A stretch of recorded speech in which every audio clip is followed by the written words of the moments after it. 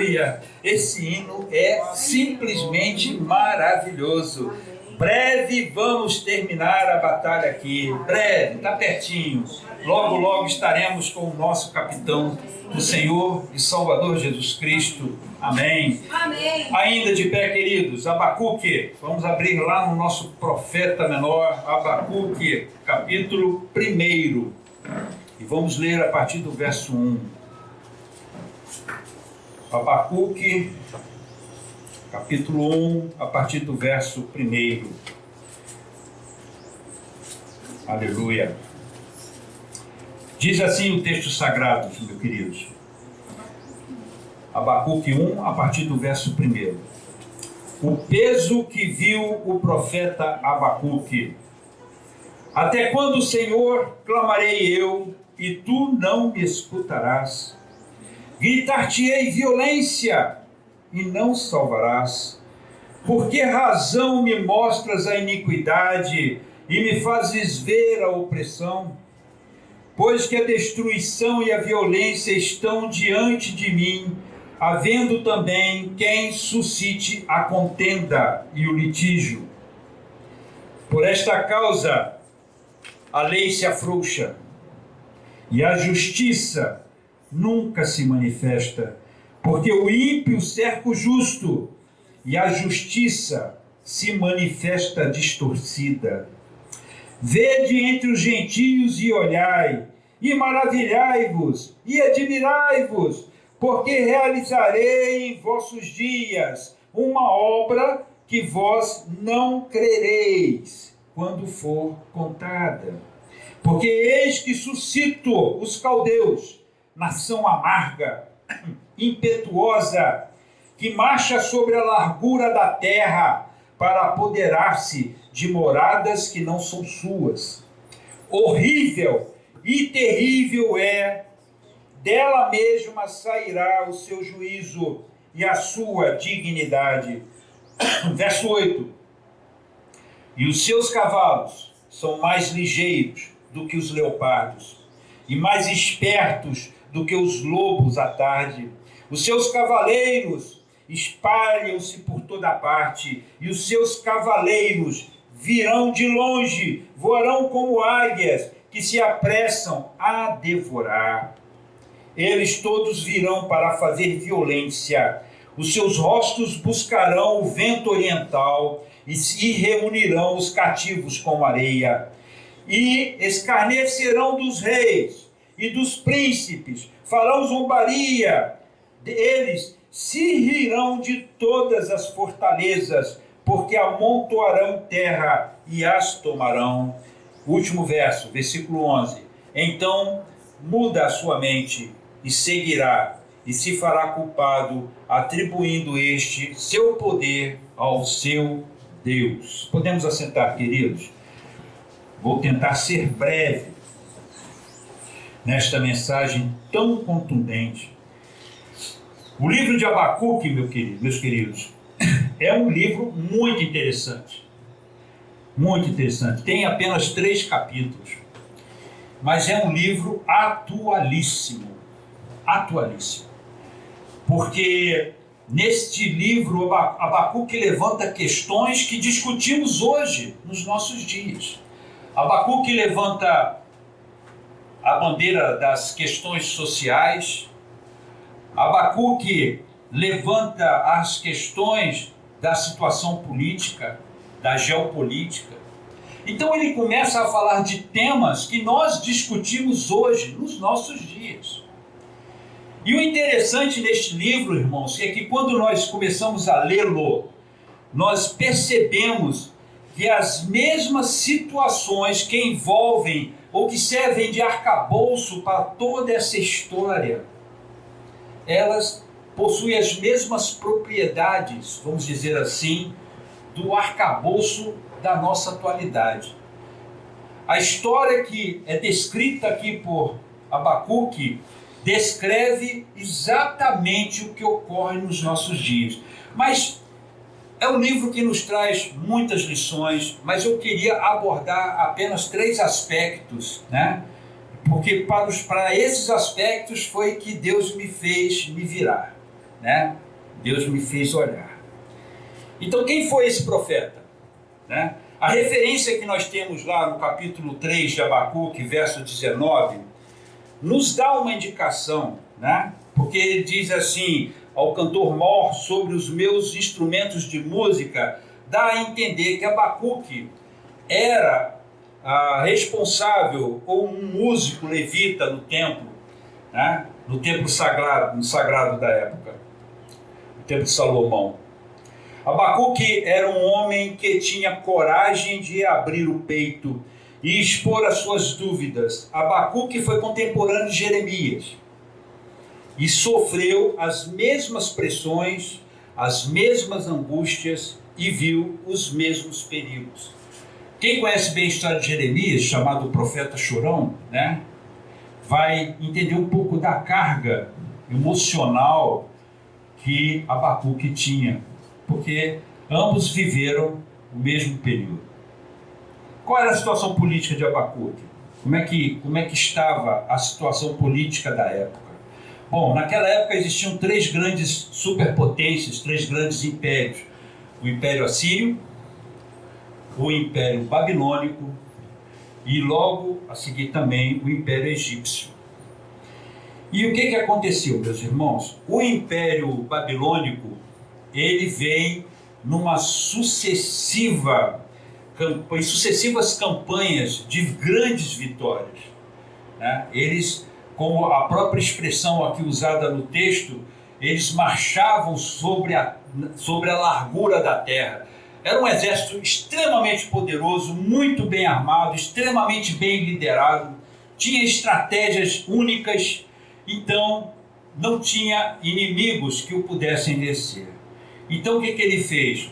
Ele derrubou logo o Império Assírio, que foi o responsável pelo cativeiro da nação de Israel, e logo a seguir, né, nessa campanha de vitória, de sucessivas vitórias, o Egito, outro império da época, ficou extremamente preocupado, né, com essa sucessão de vitórias.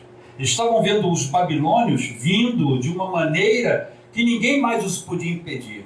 E por causa disso, Faraó Neco resolveu ir contra ele. Então, ele atravessou ali o Sinai, atravessou o deserto e foi se encontrar com Nabucodonosor lá em Carquemes, uma batalha extremamente sangrenta, tá? Claro, Faraó Neco e todo o seu poderoso exército foi completamente derrotado. Voltaram para suas casas, para o seu país com a derrota. Simplesmente os babilônios arrasaram. Então, com essa vitória lá em Carquemes, tá, Babilônia tornou-se a grande superpotência. Eles adquiriram a hegemonia sobre todas as nações do mundo. Era um império fantástico, mas um povo muito mau, desviado de Deus, um povo longe de Deus, que não queria saber de nada das coisas de Deus. Os babilônios cultuavam outros deuses, tinham outras práticas, uma outra cultura, completamente avessa à cultura que nós conhecemos, a cultura que os judeus da época conheciam. E aí, Nabucodonosor investe contra Judá. E aí, como é que era a situação de Judá? No reinado do rei Josias, um rei muito piedoso, Josias veio com uma série de reformas religiosas importantíssimas. Mas lá pelo ano de 509 a.C., mais ou menos, tá, ele morreu e ele não conseguiu concluir estas reformas. Então elas ficaram quase que como se uma meia sola, vamos dizer assim. Então todas aquelas sementes do mal plantadas por Manassés, outro rei, né, elas começaram a germinar na nação, porque Josias não tinha conseguido, né, fazer a obra por completo. Essas sementes germinaram e o país começou a entrar em decadência moral e espiritual profunda, mas decadência mesmo. apostasia mesmo, no sentido mais perfeito da palavra. E o que acontece? Outros reis vieram, e aqui, eu estou resumindo bastante,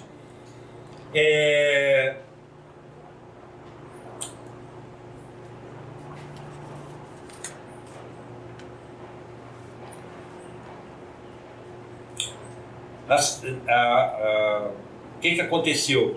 As sementes de corrupção plantadas por Manassés, que frutificaram com rapidez sob o reinado de Jeoaquim, um outro rei muito mau, ok? Bom, a partir daí, tão logo Jesus morreu, então o povo voltou a se rebelar contra Deus, a tapar os seus ouvidos aos seus profetas. Jeremias andava pelas ruas de Jerusalém, né, proclamando, tá, a palavra de Deus, tá, conclamando o povo ao arrependimento, mas de nada adiantou, né? Pelo contrário, Jeremias foi preso, né, e os rolos, os pergaminhos sagrados foram queimados.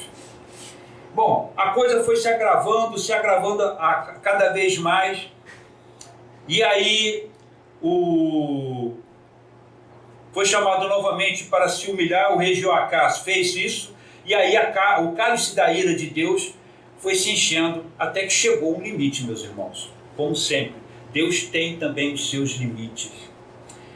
E nesse dia o rei de Jerusalém viu seus filhos serem mortos, e aí já o rei, cuja cidade já estava sendo sitiada pelos caldeus, né, pelos exércitos de Nabucodonosor, e ele foi entregue nas mãos dos caldeus, seus filhos foram mortos, ele teve os seus olhos vazados, né? E o suntuoso templo construído por Salomão virou um montão de ruínas. A cidade de Jerusalém, depois de um cerco doloroso, sucumbiu, impotente ao ataque estrangeiro. E os que morreram à espada foram mais felizes do que aqueles que morreram de fome dentro dos muros de Jerusalém. Foi muito difícil, meus irmãos. Nabucodonosor entrou, tomou os utensílios sagrados do templo e levou para o seu templo de Dagon. E aqui, tomando emprestado uma frase do reverendo Hernandes Dias Lopes: o pecado é o opróbrio das nações, ele não fica sem julgamento. Quem não escuta o chamado da graça, ouvirá a trombeta do juízo. Quem calca aos pés o convite do arrependimento, sofrerá inevitavelmente a chibata do juízo. Achei muito, muito forte isso aqui, porque é assim que Deus funciona. Ele tem um cálice de medida. Muito bem. Só que nós temos, eu falei para vocês que eu ia abordar 3 lições importantes. É verdade que o livro ele avança adentro e traz muitas outras lições, muitas outras informações importantes, mas eu quero nesta manhã atentar apenas para essas 3 lições. E qual é a primeira lição que nós aprendemos aqui? A primeira lição está exatamente ali, nos versos 2 a 4 do capítulo 1 de Abacuque. Acompanhe comigo. O texto sagrado, tá, diz: até quando, Senhor, clamarei eu, e tu não me escutarás? Gritar-te-ei violência e não salvarás. Por que razão me mostras a iniquidade e me fazes ver a opressão? Por que a destruição e a violência estão diante de mim, havendo também quem suscite a contenda e o litígio? Por esta causa a lei se afrouxa e a justiça nunca se manifesta, porque o ímpio cerca o justo e a justiça se manifesta distorcida. Alguma coisa aqui lembra vocês alguma coisa?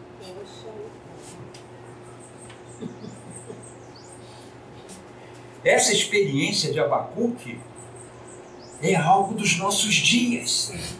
Está acontecendo hoje, debaixo dos nossos olhos. E isso incomodava Abacuque de forma tremenda. Mexia com as entranhas de Abacuque, a ponto de Abacuque se voltar para Deus e questioná-lo sobre isso. E aí vem a primeira lição. Deus não nos proíbe de pensar, nem mesmo nos exige um suicídio intelectual. A fé não anula a razão. Ao contrário, a fé ilumina e esclarece e reorienta a razão. Pensar não é pecado. Vemos aqui, de uma forma lógica, de forma sensata e respeitosa, nós vemos Abacuque se voltando para Deus e questionando Deus sobre estes aspectos. Aquilo mexia tanto com ele, ver o povo todo envolto em pecado, a apostasia comendo frouxo, vendo a justiça completamente distorcida, como ele mesmo menciona aqui, vendo o juízo totalmente corrompido, e ele chega para Deus e diz: o senhor não está vendo isso? O senhor não está percebendo o que está acontecendo aqui conosco? Por que o senhor não faz nada? Por que não há nenhuma ação da tua parte de forma direta sobre essas questões tão importantes? Por que o senhor não intervém nisso? Nós vemos o apóstolo Paulo, lá no capítulo 12 de Romanos, verso 1, quando ele nos manda fazermos um culto racional. Também vemos lá em 1 Tessalonicenses 5:21, quando ele nos manda que examinemos tudo. Examinem tudo. Examinar, irmãos, demanda tempo, pesquisa, demanda pensamento, raciocínio, demanda que você conclua toda essa linha de pensamentos que aparecem. Também vemos aqui, queridos, lá em Atos 17:11, a atitude dos bereanos. Ora, estes foram mais nobres do que os que estavam em Tessalônica, porque de bom grado receberam a palavra, examinando cada dia nas Escrituras se estas coisas eram assim. Paulo falava e eles iam para a palavra para ver se era exatamente aquilo. Eles procuravam saber se o que estava sendo falado era correto. E aqui, meus irmãos, eu fico pensando por que Deus permite que essa história fique no cânon. Com qual é o intuito? Apenas nos mostrar como é que foi a história, né, no passado, como é que foi essa questão política ou geopolítica da época. E Deus começou a falar profundamente no meu coração, dizendo: Deus não criou robôs, Ele não criou pessoas alienadas, Deus criou seres pensantes, pessoas que têm o seu raciocínio funcionando, e Deus pede que nós, e nos ensina nessa direção, que nós busquemos as respostas que precisamos ter. Não é pecado você pensar, não é errado você, de uma forma respeitosa e de uma forma lógica e dentro da palavra, chegar diante de Deus e questionar: Deus, por que as coisas são assim comigo? Por que está acontecendo desta forma? Por que o Senhor está permitindo isso? Irmãos, eu venho de uma geração, de uma época, em que quando se falava em falar com Deus, a imagem que eu recebia, ou que era passada para mim, era de um ser extremamente poderoso, extremamente forte, um Deus imenso que ocupava o universo inteiro, porém, eu não tinha a possibilidade de me aproximar dele, de conversar com ele e de apresentar para ele as minhas questões. as minhas questões. E aí a gente começa a ler a Bíblia e já começa lá em Gênesis, quando você vê Abraão conversando com Deus, né? Quando os anjos seguiram para Sodoma para destruí-la, Abraão ao lado de Deus e pergunta: Senhor, se tiver 50 justos lá, o que você vai fazer? Ó, Senhor, fica chateado comigo não, mas se tiver tanto, e se tiver mais tanto? Senhor, é a última vez que eu falo, e se tiver 10? Ele começou a questionar Deus sobre a sua atitude. Deus só está mandando os anjos irem destruir uma cidade inteira. A cidade, uma das cidades mais importantes daqui da região. Mas e as pessoas que moram lá, Deus? E os justos que vivem ali? O Senhor vai matar eles também? O Senhor vai matar o justo com o ímpio? Questionamento. Deus não repreendeu ele, não mandou ele calar a boca, não impediu de que ele falasse as coisas, mas permitiu. E para cada pergunta que ele fazia, e para cada questionamento que ele colocava para o próprio Deus, Deus fazia questão de respondê-lo. Eu acho isso perfeito, irmãos, porque isso mostra a qualidade do Deus que nós servimos. E eu quero dizer uma coisa para os irmãos: Deus quer nos ouvir, Deus quer nos escutar, mas nós não falamos com Ele.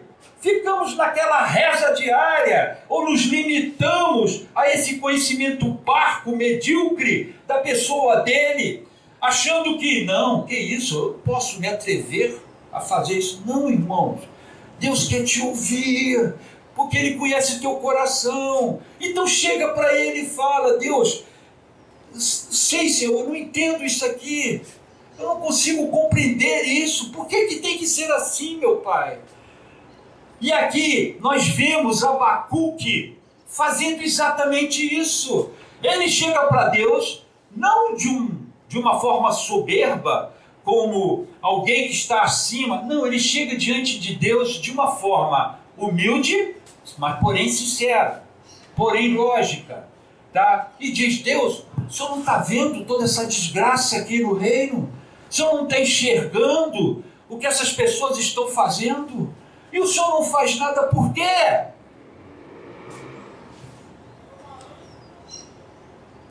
O interessante de Abacuque, gente, é que Abacuque esqueceram de dizer para ele que a função do profeta é falar, é ser o porta-voz de Deus para o povo. Abacuque faz exatamente o contrário. Ele faz o que nenhum outro profeta fez. Ele não fala para o povo, ele fala para Deus. Ele questiona Deus.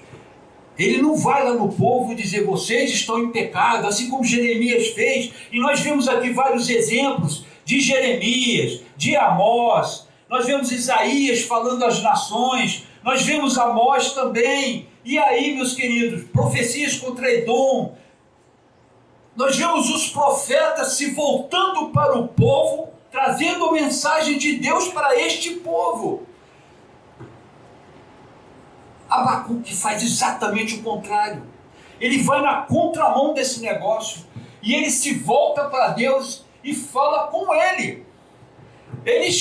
É como se ele esquecesse da sua missão. Agora entendam isso. Como é que Deus permite um negócio desse? Isso me fez pensar. Falei: meu Deus, se o Senhor colocou esse negócio aqui, é para que nós enxerguemos que o Senhor quer que nós falemos contigo, que nós nos derramemos na nossa oração. E como eu disse, de forma respeitosa, reconhecendo e sabendo que Ele é Deus e soberano, mas você pode chegar diante dele e falar: Senhor, não estou compreendendo isso. Por que o Senhor não faz alguma coisa? Por que isso está acontecendo assim na minha vida? Abacuque não confrontou o povo, mas a Deus. E em vez de falar a nação da parte de Deus, ele falou de Deus da parte da nação. Em vez de chamar a rebelde Jerusalém ao arrependimento, ele cobrou de Deus a sua inação diante das calamidades que saltavam aos seus olhos. E nós vemos quem? Nós vemos Jó fazendo a mesma coisa lá no capítulo 21, quando ele começa a dizer para Deus: Deus, a prosperidade dos maus é algo notório, não há desconforto nenhum para eles. Deus, eu não entendo por que nada os abala. E também nós vemos lá no Salmo 73, Asaf chegando diante de Deus e dizendo: os meus pés quase se resvalaram, quase que eu abandonei a fé, quase que eu perdi a confiança em Deus, quando eu comecei a observar no mundo a prosperidade dos maus, o sucesso dos ímpios. Enquanto o justo andar no aperto, enquanto o justo anda num caminho terrível, ruim, os ímpios se regalam, nada os afeta. Asaf fez isso também.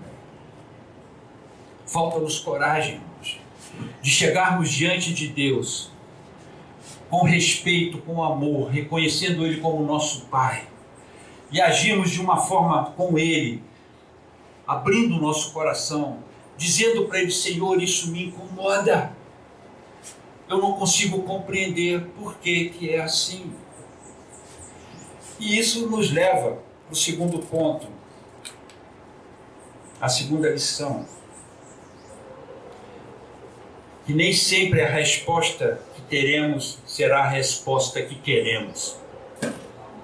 Nem sempre teremos a resposta que queremos. Nós vemos isso lá a partir do versículo 5 ao 17, sendo que no versículo 5 Deus responde aos questionamentos que Abacuque faz a ele.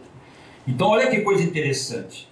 Deus chega para Abacuque no versículo 5 e diz assim: vede entre os gentios e olhai, maravilhai-vos, admirai-vos, porque realizarei em vossos dias uma obra que vós não crereis, quando for contada. Porque eis que suscita os caldeus, nação amarga, impetuosa, que marcha sobre a largura da terra, para apoderar-se de moradas que não são suas. Deus chega para Abacuque, o questionador, e diz para ele: não, Abacuque, eu estou olhando esse negócio, e por causa disso, eu estou chamando o meu chicote, eu estou chamando a minha vara, eu estou chamando uma nação poderosíssima, que marcha sobre a largura da terra, e ela virá aqui exercer o meu juízo. Agora, irmãos, Abacuque, ele não entende essa estratégia. Ele não consegue absorver isso. Ele não consegue perceber. Porque no texto sagrado, ele questiona a Deus, é como se ele dissesse assim: Deus, o Senhor vai usar o imundo para corrigir o sujo? É assim mesmo que o Senhor vai fazer? Esse é o teu instrumento? E por isso, meus irmãos, muitas das vezes quando Deus age na nossa vida, e às vezes age de uma maneira, já viram aquela expressão de irmãos e irmãs que quando estão passando por uma luta, oram a Deus, suplicando ao Senhor, suplicam a Ele: Deus, me ajuda, me socorre, e quando eles terminam a oração, eu já vi essa experiência várias vezes, e é comum você escutar deles: rapaz, depois que eu orei, a corda apertou muito mais, Deus jogou água na corda, o negócio ficou estreito para mim, apertou mais. Por que Deus está agindo assim? E Abacuque não é diferente de nenhum de nós. E ele chega e ele fala para Deus: Deus, que estratégia é essa? Que negócio é esse? Que maneira? Deus só não poderia fazer diferente? Eu só poderia agir assim, assim, assim? Aí você começa a dar sugestões para Deus. Ah, mas Deus, o Senhor pode fazer desta forma? Por que agir desta maneira? Isso é ilógico, incompreensível. E aí, nós lemos lá em Isaías, que é um texto que eu gosto muito.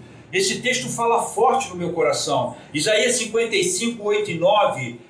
O Senhor diz assim: porque os meus pensamentos não são os vossos pensamentos, e nem os vossos caminhos, os meus caminhos, diz o Senhor, porque assim como os céus são mais altos do que a terra, assim são os meus caminhos mais altos do que os vossos caminhos, e os meus pensamentos mais altos do que os vossos pensamentos. Não podemos absorver. E Abacuque não conseguia isso, não tinha como ele entender essa história. Por que que Deus faz um negócio desse? Porque olha só, ele diz aqui nos versos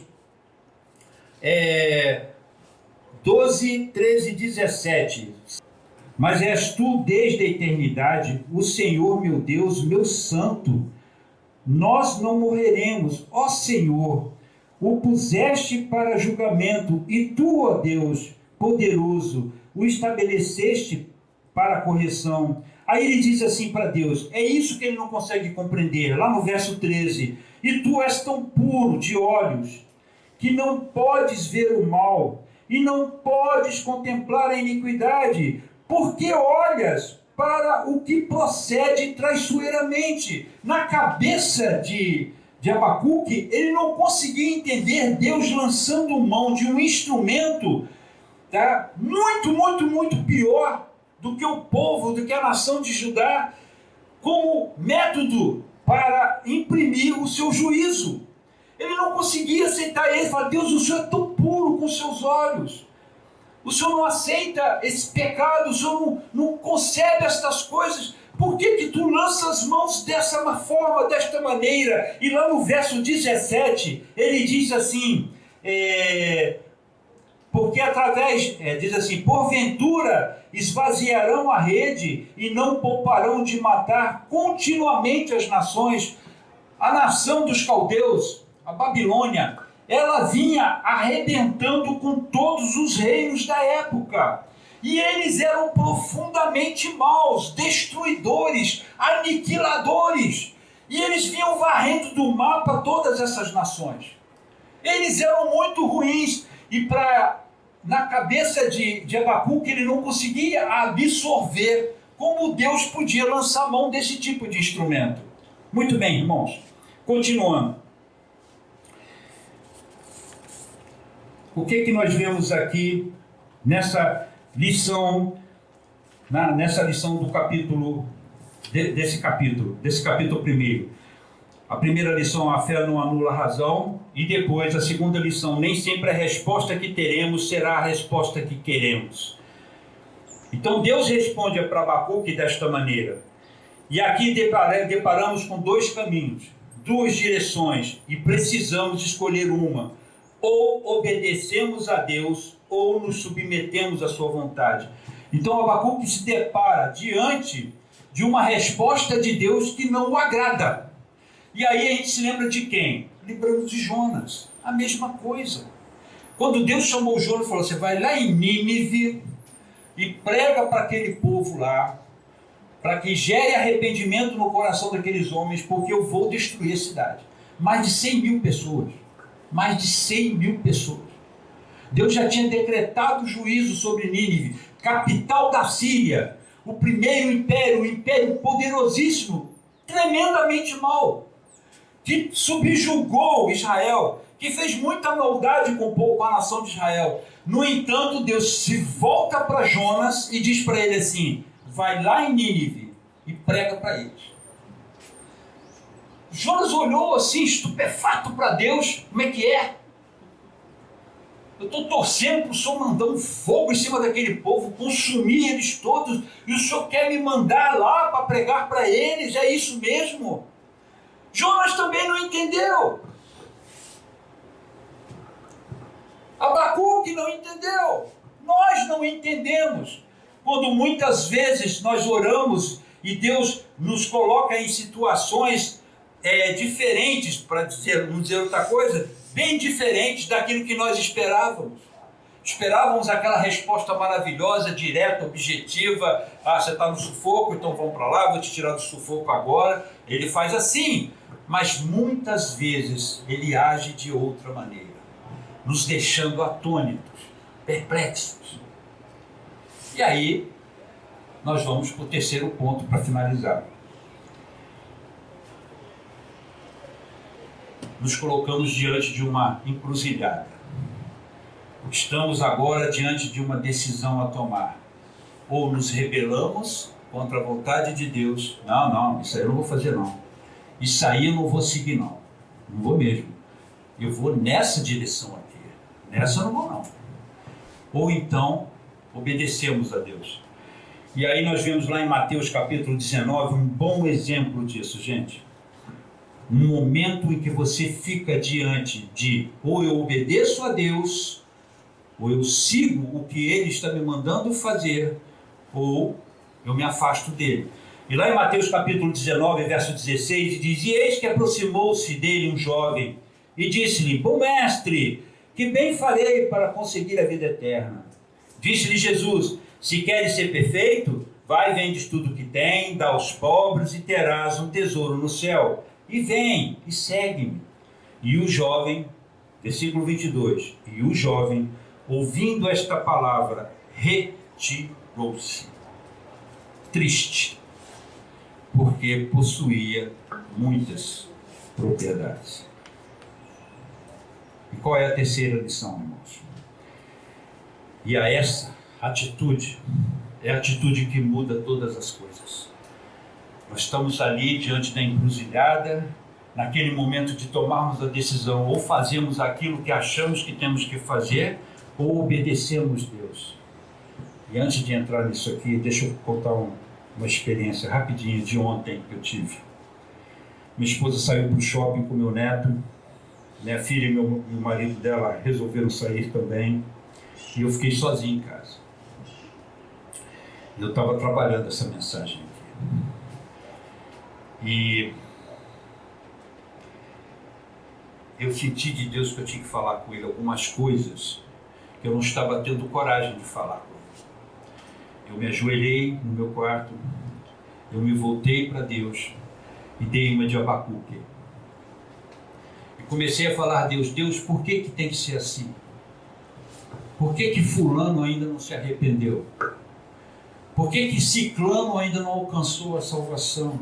Senhor, estamos falando do Teu Evangelho diuturnamente e as coisas não acontecem. Por que isso está assim? Por que é assim? Deus, por que isso? Por que aquilo? E eu comecei a questionar Deus, todas estas coisas. Eu abri meu coração para Ele, eu esvaziei a minha alma diante dEle. Aí, Deus me respondeu. Deus me falou.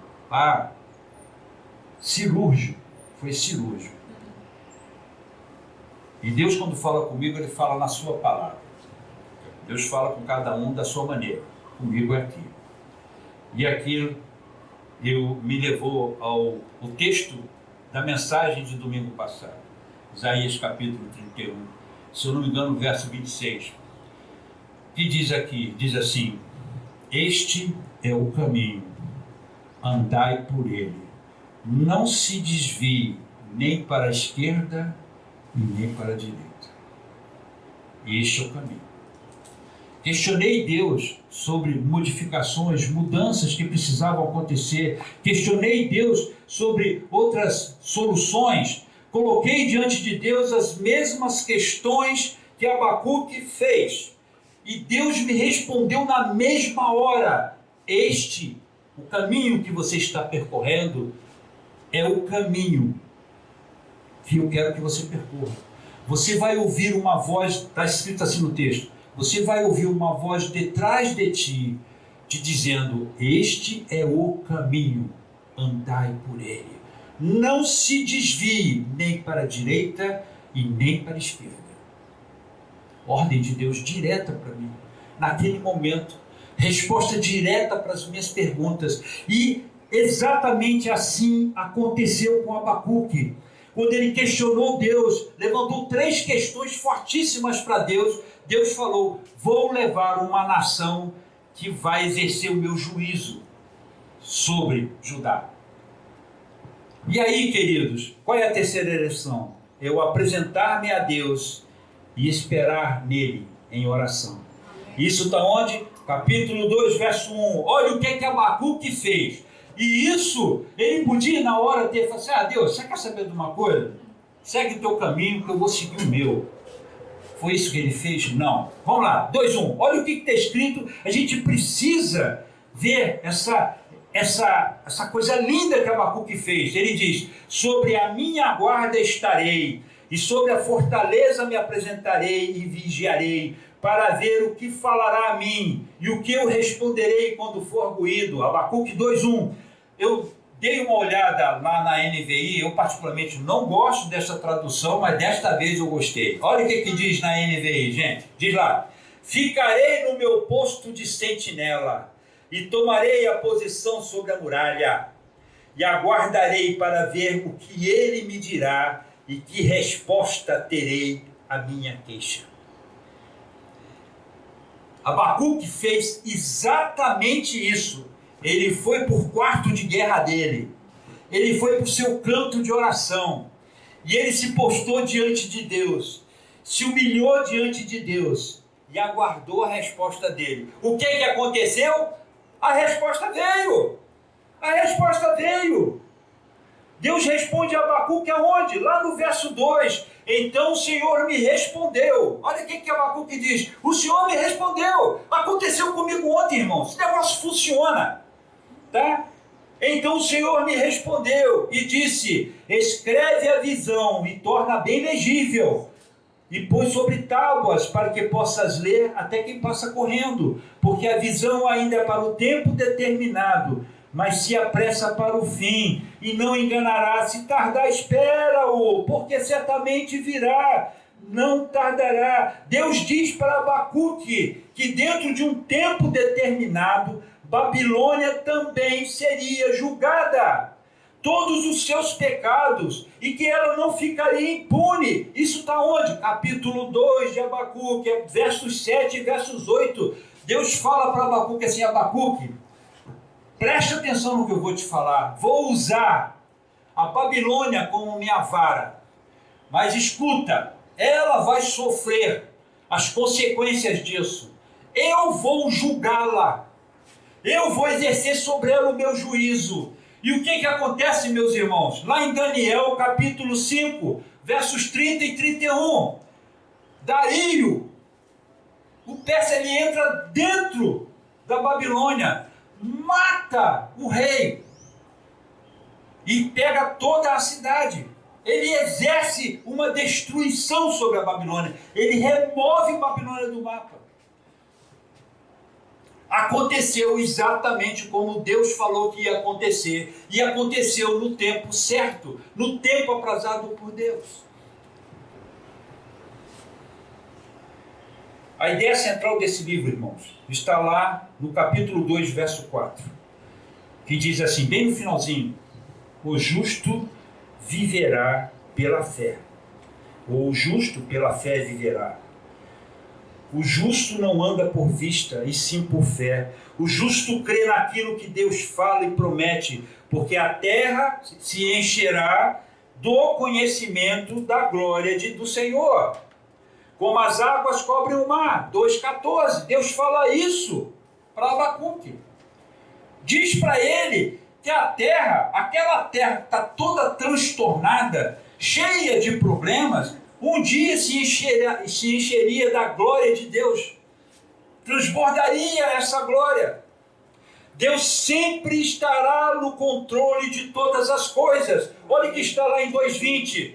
Olha o que está em 2,20. 2,20 diz assim: mas o Senhor está no seu santo templo, cale-se diante dele toda a terra. Eu estou no controle, quem manda sou eu. Não é Nabucodonosor, não são exércitos poderosos. Quem manda sou eu. Deus é quem manda, é Ele que ordena, Ele que tem a sabedoria suficiente para coordenar todos os eventos.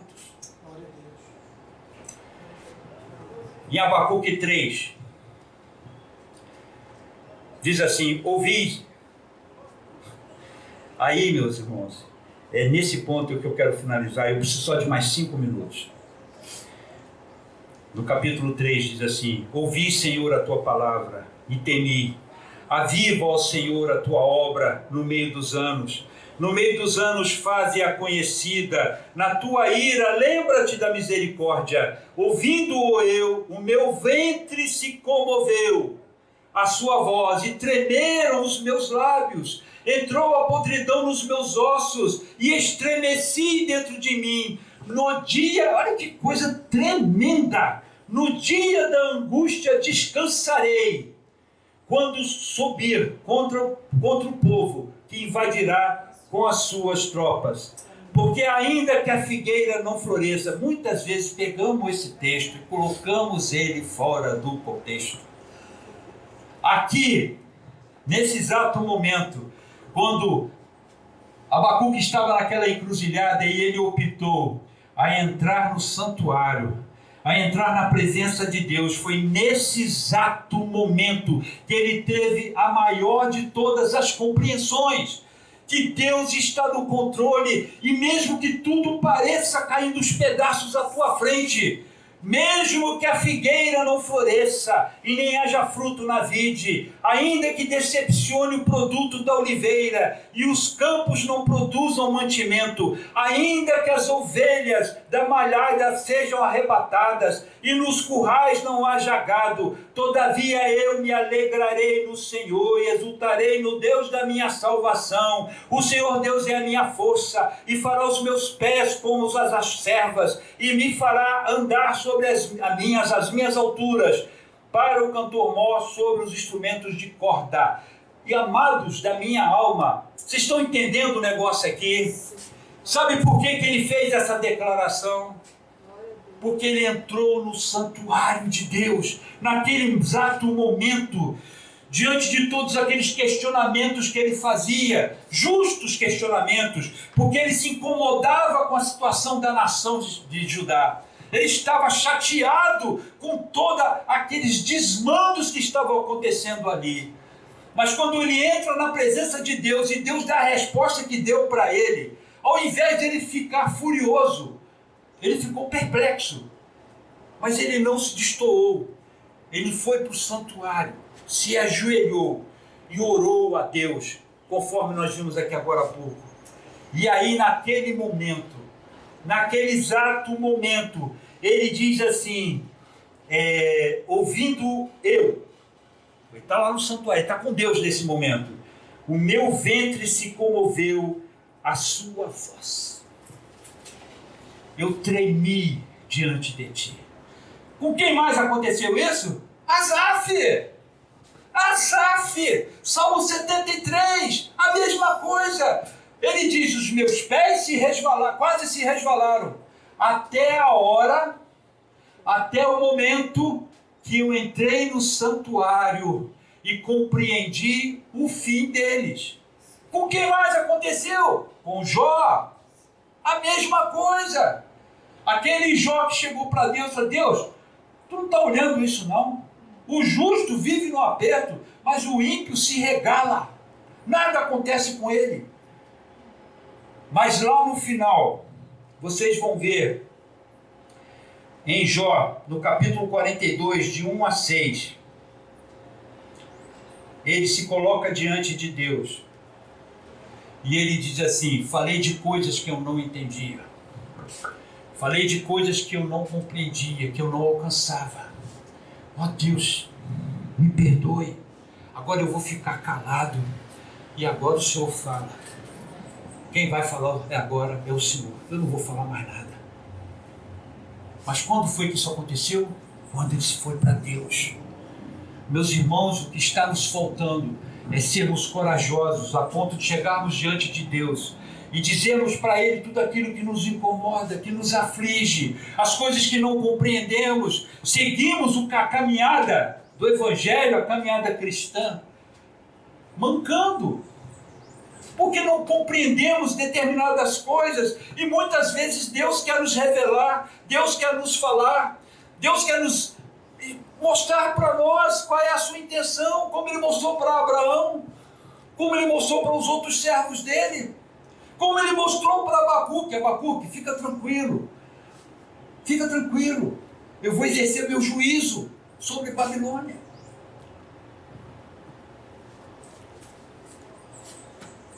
E por último, a mesma experiência está reservada para nós a partir do momento em que formos para a nossa torre de vigia, meus irmãos. Ficarei no meu posto de sentinela, tomarei a posição sobre a muralha, aguardarei para ver o que ele me dirá e que resposta terei para a minha queixa. Amém? Amém. Vou ficar de pé.